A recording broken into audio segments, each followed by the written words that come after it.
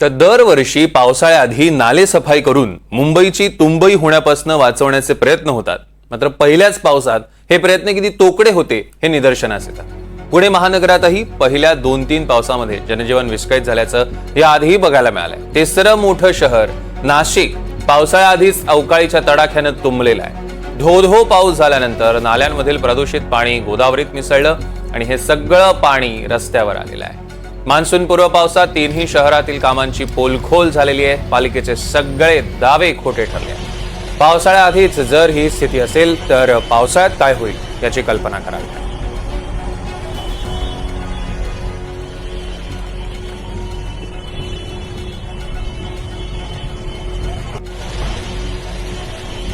तर तिन्ही शहरातल्या कामांची माहिती देण्यासाठी आपले प्रतिनिधी आपल्यासोबत जोडले गेलेले आहेत। दरम्यान त्याबद्दलचे अपडेट्स घेणारच आहोत, पण ही दोन दृश्य आपण आपल्या टेलिव्हिजन स्क्रीनवर बघतोय ती म्हणजे मुंबईतली आणि पुण्यातली। हा मान्सूनपूर्व पाऊस मात्र मुंबई तुंबलेली, अक्षरशः सगळा कचरा रस्त्यावर आलेला आहे। पुण्यातले रस्ते जलमय झाले आहेत। काल तर आपण बघितलं की पुण्यात एअरपोर्टवर सुद्धा दोन्ही एंट्री आणि एक्झिट गेट्सवर मोठ्या प्रमाणात पाणी साचलेलं होतं। हजारो प्रवाशांची रोज ये जा होते, मात्र तरी सुद्धा हे मोठ्या प्रमाणात पाणी साचलं। तर मुंबईत अवकाळी पावसामुळे मुंबईकरांची दाणादाण उडाली। त्यामुळे यावर्षी या नालेसफाईवर प्रश्नचिन्ह निर्माण झाले। अद्यापही मुंबईत जी महत्वाची नदी मानली जाते त्या मिठी नदीची मात्र सफाई झालेली नाहीये। यावर्षी सुद्धा त्यामुळे मुंबईची तुंबई होण्याची शक्यता आहे। याचाच आढावा घेतला आमचे प्रतिनिधी विशाल पाटील यांनी। यावर्षी सुद्धा मुंबईची तुंबई होते की काय असा प्रश्न आता निर्माण झालाय आणि याचं मुख्य कारण म्हणजे मुंबईची नालेसफाई। मुंबईची नालेसफाई अद्यापही झालेली नाहीये। अवकाळी पावसामुळे काल मुंबईकरांची दैना उडालेली आपल्याला पाहायला मिळाली होती। त्यामुळे अनेक ठिकाणी मुंबईतील सकल भागात पाणी साचलं होतं, तर नाल्यातलं पाणी सुद्धा अनेक ठिकाणी बाहेर आलं होतं। आता मी मिठी नदीच्या या ठिकाणी आहे। BKC येथील ही मिठी नदीचं जर आपण आत्ताचं चित्र पाहिलं झालं तर अद्यापही पूर्णपणे नालेसफाई जी आहे ही झालेली नाहीये। अवघ्या 10 दिवसांवरती मान्सून जो आहे हा तोंडावरती आहे।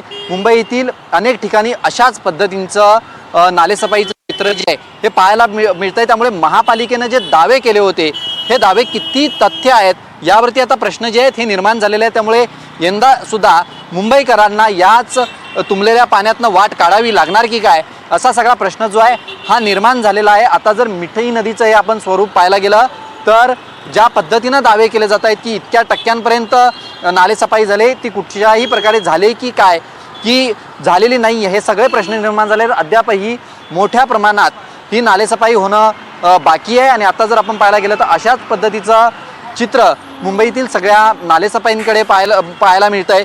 सगळ्यात महत्त्वाचं म्हणजे मिठी नदीमध्ये अशा पद्धतीनं मोठ्या प्रमाणात हा कचरा आणि सगळ्या या गोष्टी पडलेल्या आहेत। त्यामुळे जर मिठी नदीची व्यवस्थित नालेसफाई झाली नाही किंवा मिठी नदीची स्वच्छता झाली नाही तर मात्र 2005ला जे मुंबईकरांनी चित्र अनुभवलेलं तेच येणाऱ्या काळात सुद्धा अनुभवायला लागू शकतं।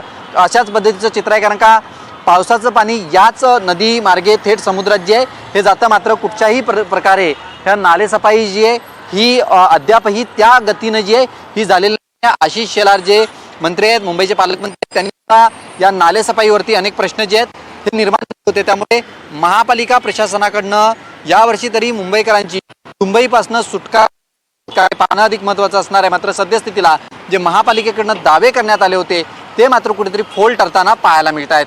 व्हिडिओ जर्नलिस्ट गौरव नाईकसह विशाल पाटील, NDTV मराठी, मुंबई।